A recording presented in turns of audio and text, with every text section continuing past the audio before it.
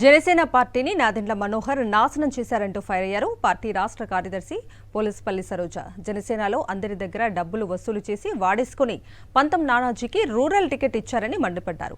తాను బీసీని కాబట్టి పార్టీలో విలువలేదని టికెట్ ఇవ్వలేదంటూ కంటతడి పెట్టారు. జనసేనలో మహిళలకు విలువలేదని ఆవేదన వ్యక్తం చేశారు. నాదెండ్ల మనోహర్ తెలుగుదేశం కోవర్టని ఆరోపించారు. రాష్ట్ర కార్యదర్శి పదవికి రాజీనామా చేస్తున్నట్లు పోలీసుపల్లి సరోజ స్పష్టం చేశారు.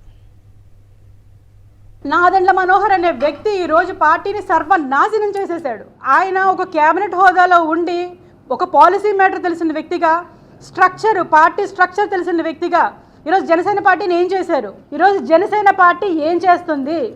పోల్ మేనేజ్మెంట్, బూత్ మేనేజ్మెంట్ లేకుండా దశాబ్ద కాలంగా పార్టీలో ఉన్నారు కదా ఆయన. దశాబ్ద కాలం పార్టీని నడిపారు కదా ఆయన.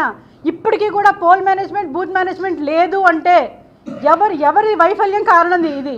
కలలుగాను అని స్టేజ్ల మీద ఊకదంపుడు ఉపన్యాసాలు ఇవ్వడమే కానీ యువతని ఈరోజు అడ్డంగా గాలికి వదిలేసిన పరిస్థితి, ఈరోజు వాళ్ళ భవిష్యత్తు నాశనం చేసిన పరిస్థితి ఈరోజు జనసేన పార్టీ చేస్తుంది.